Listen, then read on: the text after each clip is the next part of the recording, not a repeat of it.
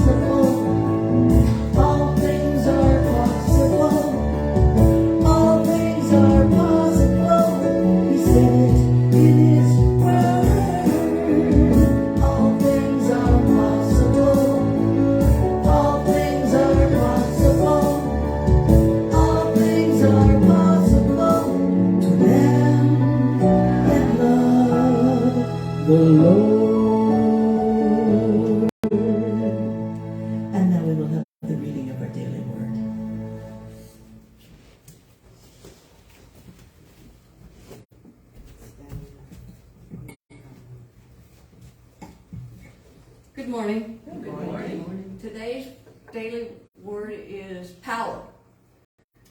My thoughts and words reflect my divine inheritance.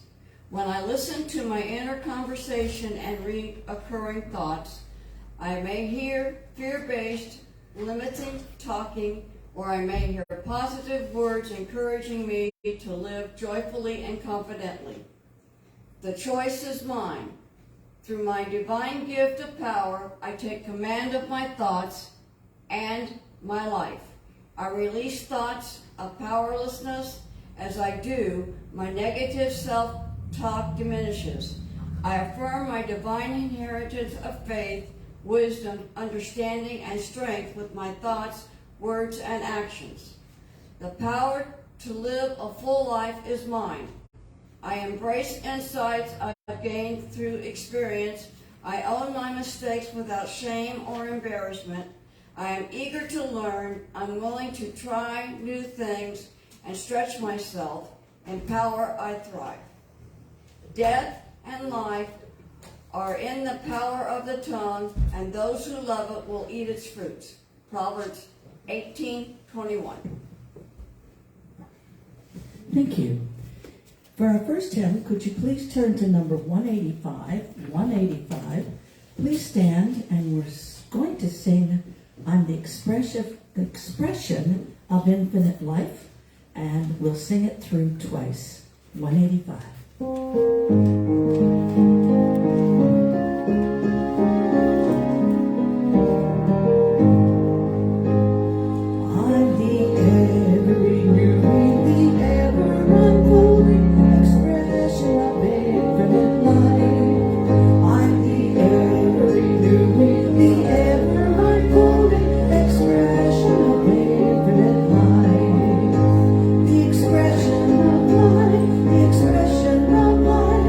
Expression of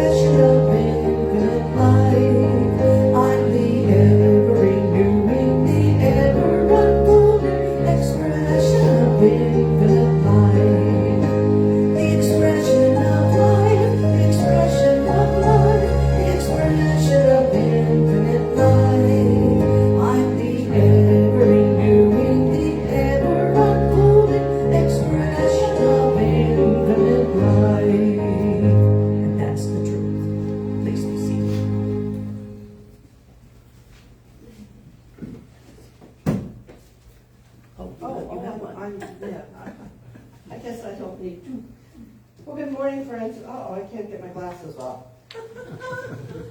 Oops, sorry. I know. There, you know, let me use you. Hello, friends. Good morning. Good morning, good morning. Didn't you love that song? Yeah. Has anyone been around Unity long enough to know who May Rowland was? No, okay. Well, May Rowland was the director of Silent Unity for many, many years back in, well, I guess it was Myrtle Fillmore, and then when Myrtle, stepped back, May took it over, and she was just the head of Silent Unity for many, many years. And if you see pictures of the woman, you think, she never aged. She just never aged. She looked like a beautiful young woman by the time she retired. And as soon as I heard that song, without looking up to, I thought that's got to be a song that May took an affirmation that she worked with and turned it into a joy song or a song. And so I would invite anyone who would like to maybe feel a little younger or more spry to just adopt. Take those words. I know that May would love for you to have them and use them. And it's when we speak those powerful words, as Georgina was just sharing in the Daily Word, when we speak those words, because we are powerful beings, those words become true in our life. Now, a few minutes ago, very few minutes ago, Rachel came up and whispered in my ear, and she said, "Do you want me to do the announcements?" And without thinking, I said, "Oh, no, that's okay." But now that I'm thinking, yes, Rachel, I would like you to come up and give the announcements and talk about this wonderful new TV and the plans you have for it, and a meditation group on Wednesday evening. Well, no, you can give it all the details. Let's turn this off. We're getting some feedback. Oh, okay. Turn it off later, bro. You see, we got it. Oh, hi, everybody. Hi. I got a little sign out, the signboard, trying to make the place more inviting. I'm not very artistic, and the mark saw didn't work very well, so I'm going to ask somebody who's good at that to maybe make it a little prettier. But the idea is to be more welcoming, people coming in. But my announcement is Wednesday night, 7 p.m., we're doing a guided meditation using modern electronics. So we're connected to Unity Village, and we can do Unity Village meditation. So I have to say something. Sister, I'm glad you're back. It's good to have you back. I know you went through that COVID nonsense, and it's good to see you come back in. We're so glad you're here. Thank you. So with guided meditation Wednesday nights at 7 p.m., you can listen to beautiful music and beautiful words. You can watch the screen. You can close your eyes. You can be in tune with the spirit, connected to superconsciousness in a little bit more modern way. It keeps us connected with Unity Village, keeps us connected with the main group of people, and that way we're all kind of on the same accord as we go along. That was the idea. But also, we can do conferences, different things, workshops. We can come in and connect to Unity Village or whatever we want to watch it here. So you don't have to travel across the country to go to a conference. We can do it right here. This adds a lot more new stuff. Is there somebody new here? Oh, welcome. Welcome. So is it next week we have the Italian feast? No, that's next month. Next month, Italian feast next month. I'm already thinking about garlic bread. So, anything else? I could just... They're finished because I have no idea what I'm doing up here. Thank you. You're up here because I asked you to come Oh, up. that's right. Well, I thought I wanted to talk about the Wednesday thing, but anyway. No, that's good, that's good. Okay, so another wonderful thing that happens on Wednesdays is our Book study. the book study, and we're working with Credo of Metaphysical Christian, which we are, and it's a wonderful book. Mark Hicks, the founding minister and founder of Truth Unity, which is all about preserving the Fillmore teachings. And it's just a wonderful book. He's giving us all the opportunity to remember who we are, why we think and pray and do the way we do. And it's just a wonderful opportunity. So that happens on Wednesdays. We usually gather at 10, and we are through pretty close to 11:30. And we have a wonderful time. So please join us if you care to. And other than that, what are we doing? Are we just waiting till February for our Italiano festival? Yes, and there will be lots more information about that as we get closer to that date. So I think that is probably all we have for the announcements right now. So what I would like to invite you to do is to just allow yourself to become comfortable in the chair which you have chosen. And as we always like to do, and we realize it helps us to center into this time, this place, this experience, is just take a nice deep breath.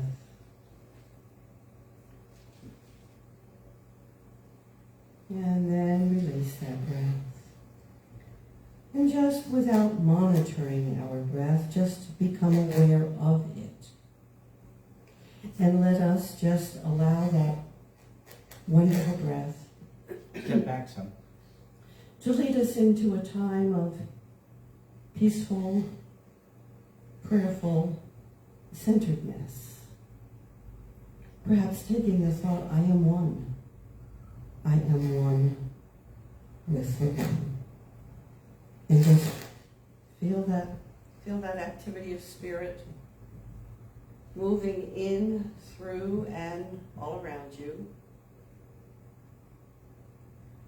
And we just enter into this time of knowing together, of remembering together our words of foundation statement. Very simple yet empowering words. I will speak them through twice, and then to the degree that you feel led, I would ask you to join with me as we speak a third time. But for right now, open, receptive, and obedient to these words of truth. Just hear these words of foundation statement. There is only one presence and one power in the universe and in my life. God, the good, omnipotent. And just be aware of that gentle activity of spirit in, around, and through you. And just relax a bit more into these words of truth. There is only one presence and one power in the universe and in my life. God, the good, omnipotent. And then as perhaps you just take another nice deep breath, relax fully into the exhalation of that breath. And to the degree that you feel led, join with me as we speak these words of empowerment together. There is only one presence and one power in the universe and in my life. God, the good, omnipotent. And just be quiet with those words of truth for just a few moments, allowing them to move within you, bringing you a sense of empowerment as you claim and know truth one more time. Just relaxing into that space. And then in just a very few moments, Susan will lead us in the singing of our Lord's Prayer. And as always, the invitation is there to pray quietly within yourself, to sing along with her, but to just be aware that as we share these very sacred words of prayer, we are more fully empowered in truth.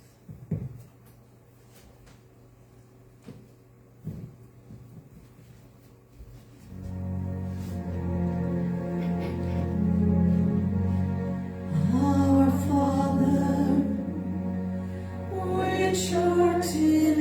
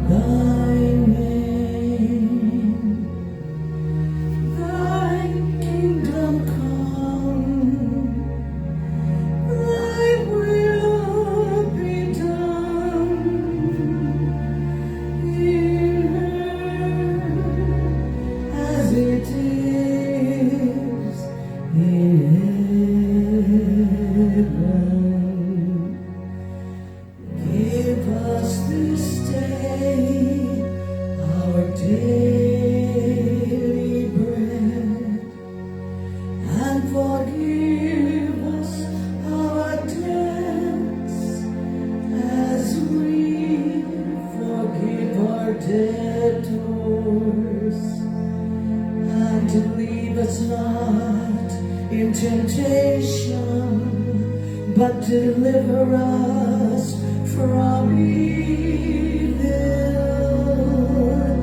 For thine is the kingdom and the power and the glory forever.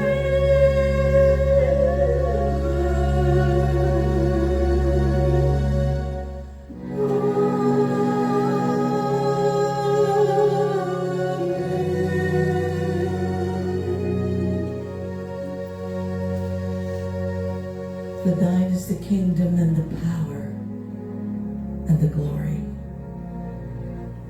That kingdom, the kingdom of God, is ours.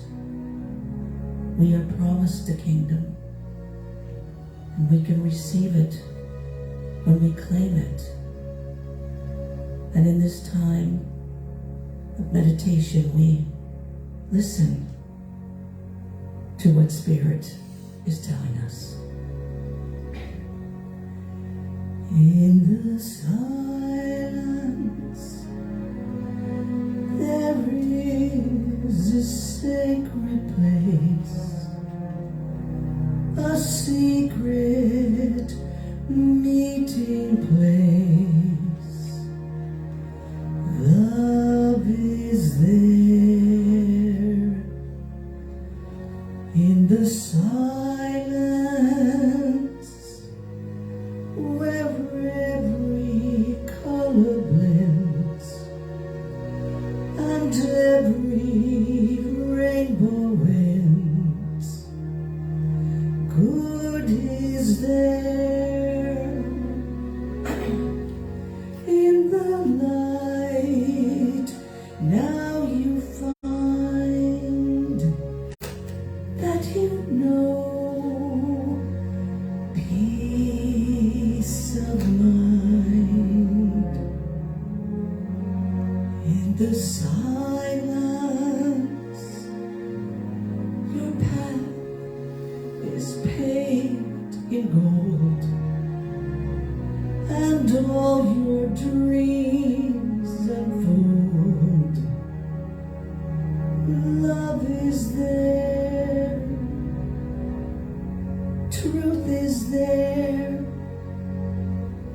good is there, God is there.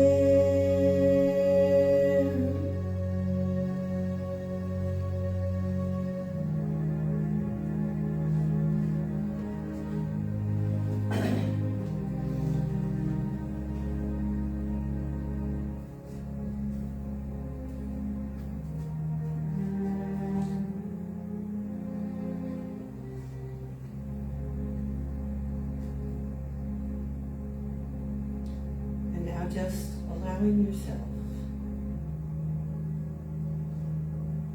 to continue in this sacred space. I would invite you, as we approach this time of peace-filled, prayer-filled, guided meditation, to simply relax. Relax into the chair which you have chosen. Relax into your body. And as you relax, I would invite you to give yourself permission to sense the feeling of oneness, which simply exists. Oneness with each other in this room. Oneness with dear ones who may come to mind.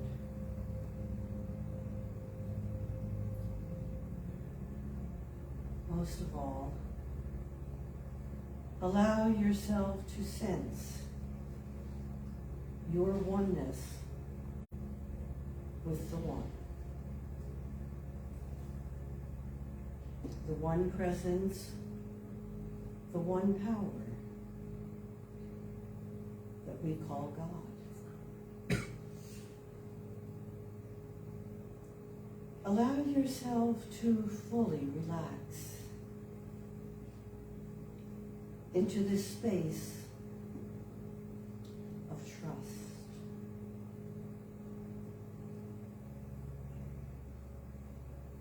Remind yourself in this moment,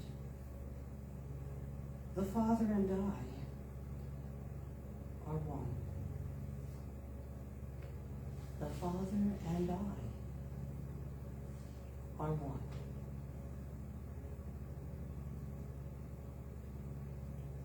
And just expand your own willingness to think about, to entertain this whole idea of oneness. All connected, all the time.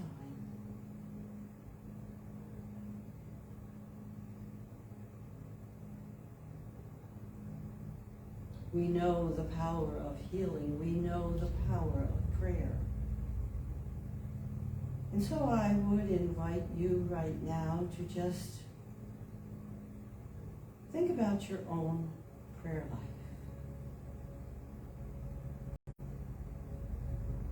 Think about the activity of God in and through you, making all things whole, guiding and directing you in all your ways. And to the degree that you trust that wonderful, wonderful healing, holding activity going on within yourself, bring to mind those dear ones for whom you would hold thoughts of truth.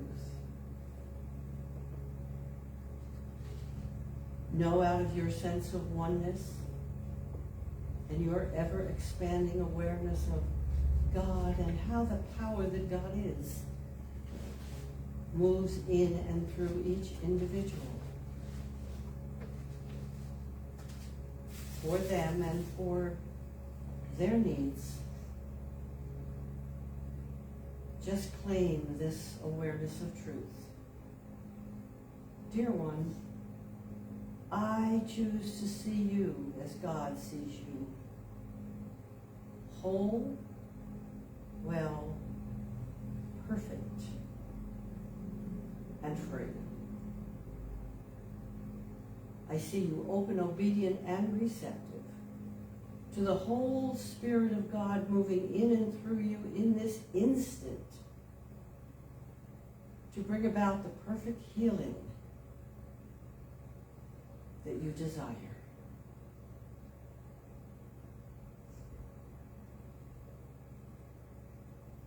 Trusting in the healing power of God. I would invite you to just take a few more moments in the quiet to trust, to listen, to be made whole. Allow yourself to be open to the divine ideas which surround and enfold you in this moment. Don't struggle or strain. Just let. In the quiet. In the quiet.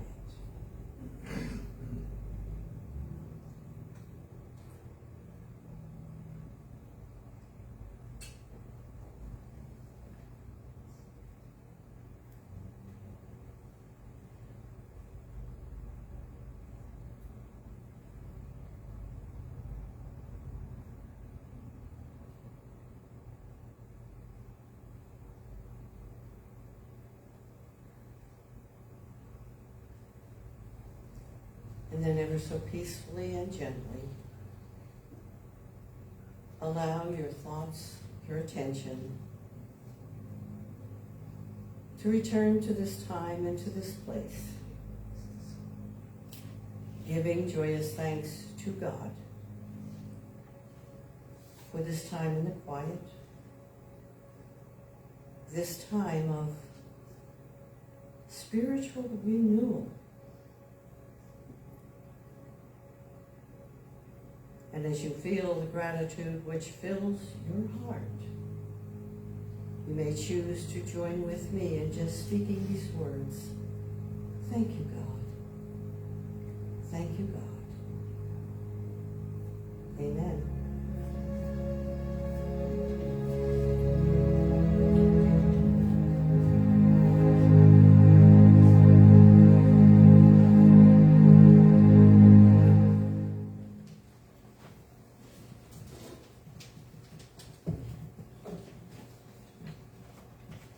Well, one of the basic principles of unity is the I am, which means humans have a spark of divinity within them, the Christ Spirit. Their very essence is of God, and therefore they are also inherently good. And this is our experience of God as personal.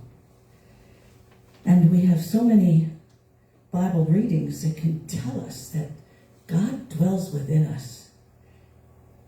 From John 13. I am the vine, you are the branches. He who remains with me and I with him will bear abundant fruit. For without me, you can do nothing. And from Galatians, I am crucified with Christ. Henceforth, it is not I who live, but Christ who lives in me. And the life which now I live in the flesh, I live by the faith of the Son of God, who loved me and gave himself for me. And from Colossians, that Christ may dwell in you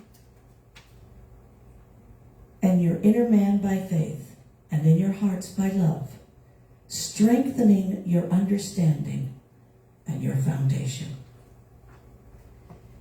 And we have a song here that amplifies that what we are speaking, and that is about you. You are with God, and God is with you at all times.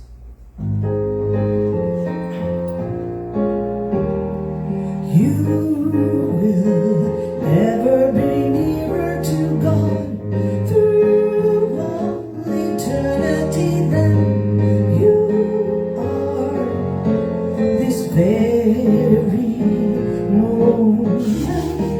God will never be closer or love you more than he does right now. You are now and forever a child of God, for God is, and you are, and I am, and we are one. You will never be nearer to God through all eternity than you are this very moment. God will never be closer or love you more than he does right now. You are now and forever a child of God, for God is, and you are, and I am, and we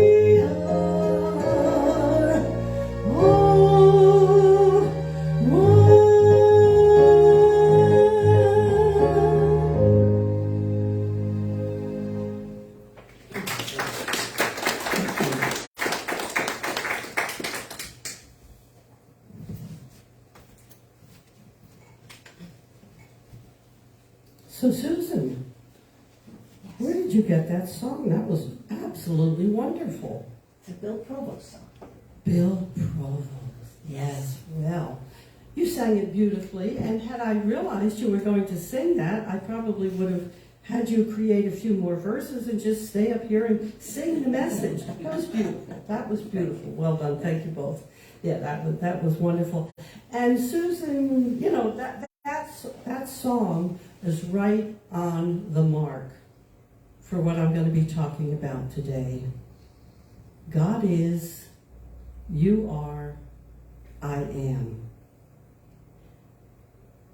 I chose the name the Fab Five for this talk on the 5 principles just because I thought it was kind of cute. And the more I thought about the perfection of choosing that cute name, the more I liked it. The more I realized they are the Fab Five because they are the foundational statements of unity. They are the reason why we, as unitics or students of truth, are really even different from other New Thought religions. Did you realize that? I think those who have come to class on Wednesdays realize that now.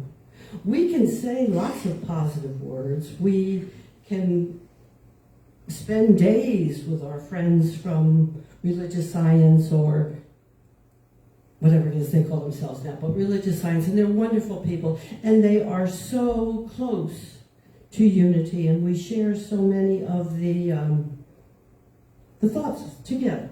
And it's like, oh my goodness, these positive people, it's just wonderful and good. But what makes unity different is we talk about God being within you. We don't talk about it as, gosh, wouldn't it be nice if this were true? We talk about it as being true because God lives, dwells, and has its being within you.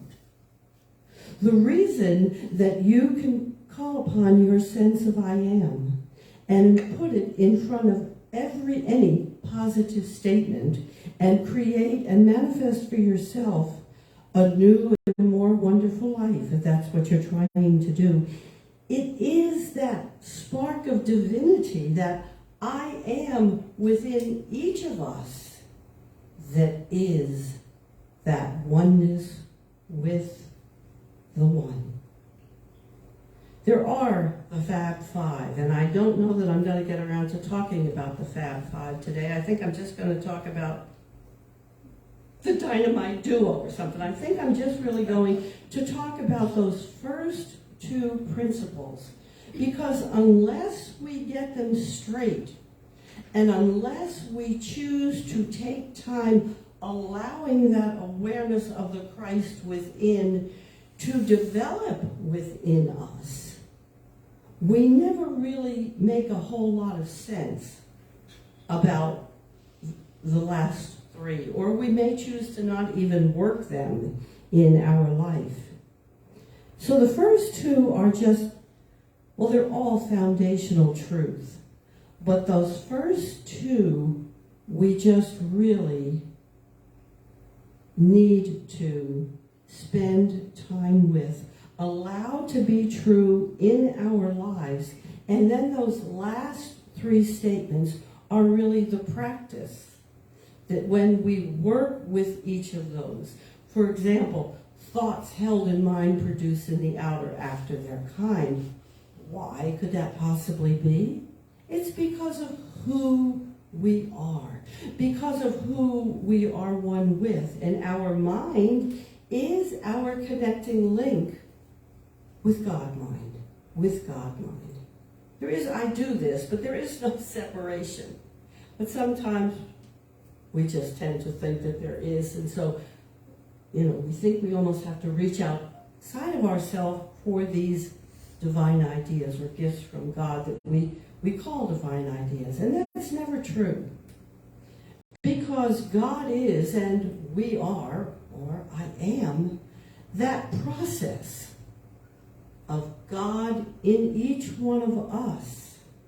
And our understanding of that, our understanding that in unity, when we refer to the I am, we are referring to our own source of divinity. So you see, principles 1 and 2 really work hand in hand. We can't, it's like love and marriage. We can't have one without the other. They go together. Our understanding of God, if we choose to, I don't know, I know all of us came from different backgrounds. The only people I know that really grew up in unity was Mark Collins. He was baptized by Eric Butterworth, and Marianne, and her husband had been in unity, oh my goodness, most of their lives.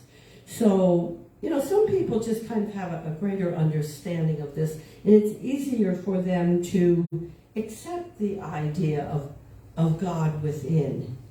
Where if someone were to have grown up in a church where they are told, and they actually bought into the idea that they were sinners, that's not good.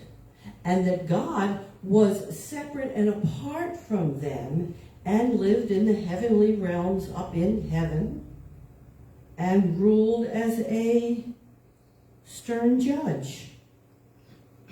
It's harder to bring our consciousness into the state of accepting that that isn't true. That God, once again, that energy that we call God, lives, dwells, and has its being in and through us. I have to tell a little story about George Painter. George and Peg and I, we just kind of had, a special bond from the beginning, and it could have been because George's daughter, Peg's stepdaughter, lives right next door to me. And so we kind of all knew each other, and George and Peg were coming to church. Did everybody here know George? I know most of you probably did. George was kind of you knew George. You could probably tell us a whole lot about George, but I'm going to tell one little story about it. He was kind of a big, booming guy. We loved to listen to George sing because he had a big, robust voice, and he would, whatever place we were in, George would fill the whole room with song when he was singing, and we all loved George. And in the very beginning, when he first started coming to church, I guess somebody asked him the question. And like I said to Peg, I don't know that I'm going to quote everything exactly the way it happened, but you were in on it and you'll know it, so you can correct it later. But I guess the question was asked, George, what brought you to unity? Because he had had quite an eclectic background himself. He had been a Baptist minister for quite some time. And then he found himself connected with serving at the Presbyterian church. And, but George was very, very, very open-minded, and he wanted to know. George wanted to know spiritual stuff, or at least that was the sense I got from him. And so the question was asked, George, why unity? Why did you choose unity? And he said, well, Peg and I don't know what it was they were teaching, but George was a teacher. George was a teacher, and every opportunity that he could get to teach, he seized it. Well, he and Peg were teaching some sort of a class on spirituality up at the library up there. And Diane, who is still not back with us, God bless her, goodness gracious, had attended that class. And George was doing whatever it was George was doing and talking. And then afterwards, Diane, who is never shy about talking about unity, those of us who know her and love her, we know that Diane will set us straight and she'll let us know. And she went up to George and she said something like, you need to come to my church. And George, I think, said something back like, where do you go to church? I go to Unity, and my minister tells us we are not only one with God, but we are God. We are God. Well, I don't know what went on in George's mind. I only know that whatever it was good enough, the way I see it, and made sense enough to make him come to church. George and Peg were a very active part for quite some time, and I treasure memories of George. And we still have Peg, and doing good. But George wanted to know more about this business of not only being one with God, but being God. Now, one little caveat that I must add, and you must hear this. You are one with God. And we can say we are God, but we must remember to add to that God, and this is from my Bible teacher, Ed Rabel, God, or the essence that is God, the energy that is God, is always greater than anything that we are. Are we saying we are God, I am God, worship me? No, not at all. I am saying I am God, I am one with God, and because that is true, I can do all things through Christ, which strengthens me. In unity, we believe, we know that Jesus the Christ was the man from Nazareth who perfectly expressed all that God is. You get it? And we know that because Jesus the Christ, our elder brother and way shower, said, "Do not marvel at the things I do.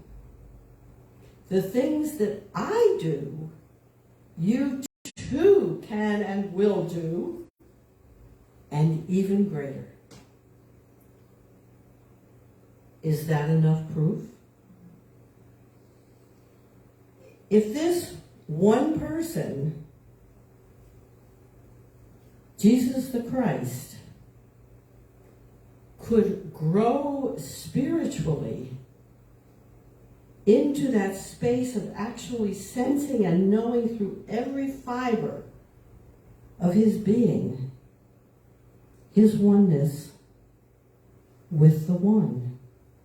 He promised us, he assured us that we could do the same.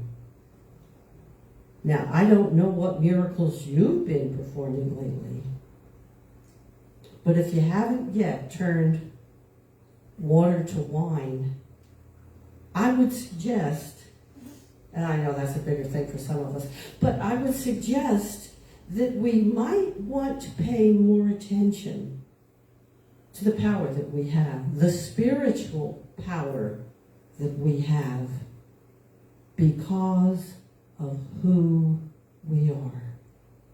Susan sang it in the song. We are a child of God. We possess absolutely every single quality that Jesus the Christ, our elder brother and way shower, developed during his life here on earth. Now, it's true that really most of what we know about Jesus, yes, we kind of know when he was born. We've just moved through that celebration. But the majority of what it is we Christians know about Jesus is really kind of like the last 3 years of his life. Did he immediately develop all of these qualities?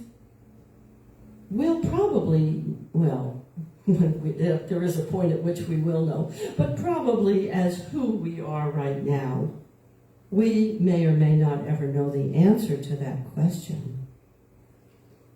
But we know that over the time, and the teachings that he heard, the teachings that he was involved in, the miracles that he performed, that there was a great deal of spiritual growth that went on within the spirit, the soul,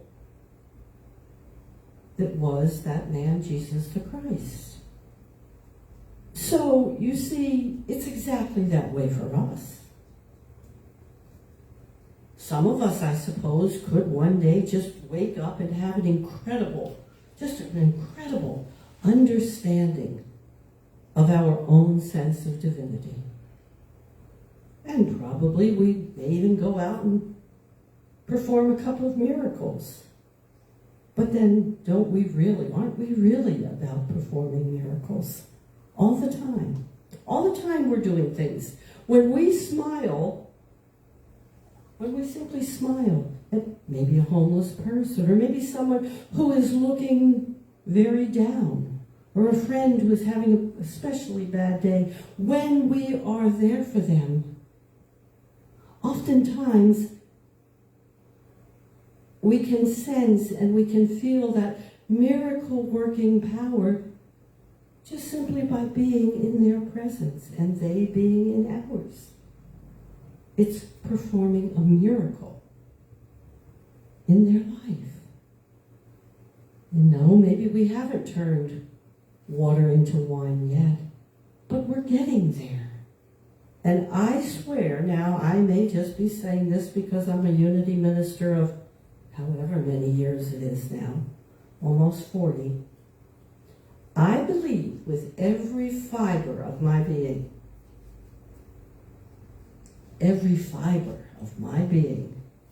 that if you all, now I just took this book out of our library and I don't know that it's going to get back there because it is a powerful little book. The 5 principles written by a woman by the name, ordained Unity minister by the name of Ellen Davenport, which is kind of a different name, but wonderful writer. And she writes about these fabulous unity principles. And I am here to guarantee, and they told us in ministerial school, don't you ever offer a guarantee. But that never made sense to me because we all respond to something that comes with a guarantee. So I'm offering you a guarantee. If you will get a copy of this book or any book about Unity's 5 basic principles, study it, read it, study it, make a promise to yourself to incorporate it into your life. It's the whole shebang. I mean, it is the whole shebang. It reminds you that you create your world through your own thinking process. Once again, why? Because of who you are. It encourages you, too, to work with these principles. And the principles show up with different verbiage. I'm going to share them the way she's put them in her book. And although I've seen them in other forms and kind of like them even a little better, I like what she's done with this here. So we've talked about the first 2. God is absolute good. Everywhere present, in everything. There's only one presence and one power active in the universe and in my life. Makes sense. We say that every week. We don't always say the active, but that's, it is. So God is absolute good, everywhere present. That's one we can work on, particularly if we are judging other folks or whatever, and we think, well, somehow I'm good and they're not. No, that's never the truth.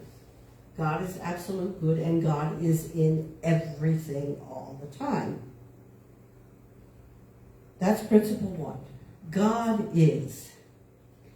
Principle 2. Human beings have a spark of divinity within them. The Christ Spirit dwells within them. Therefore, they are the very essence of God. And they create.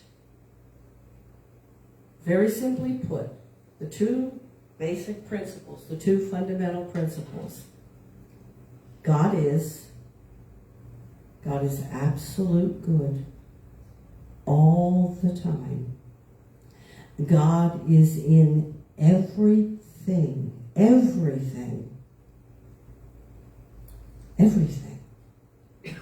Everybody. I am a spark of divinity. I am God in expression. I am God's hands and feet and mind and everything on earth. I promise you, I guarantee you, if you get those two things right, if you incorporate them into your life, if you don't doubt them, your life will be totally transformed. Next week, we're going to talk about the 3 that are really the practices. And so, friends, it's the truth. It's the truth. God is, I am. Close your eyes for just a second. Say to yourself quietly, God is, I am. I'm just going to take a moment to incorporate that into my being. And if you find a question bubbling up or a different feeling bubbling up, just say that again and again. Relax into that statement, those statements, and let your transformation begin in this moment. It's the truth. I would not tell you otherwise. I love you. Did you have a question? Yes, ma'am. If I may say, in the Bible, in the 15th chapter of Acts, Paul says, we live, we move, and we have our being in God. It's all God. There you go. Thank you so much for that incredibly wonderful addition. Thank you. I think I'm finished for today.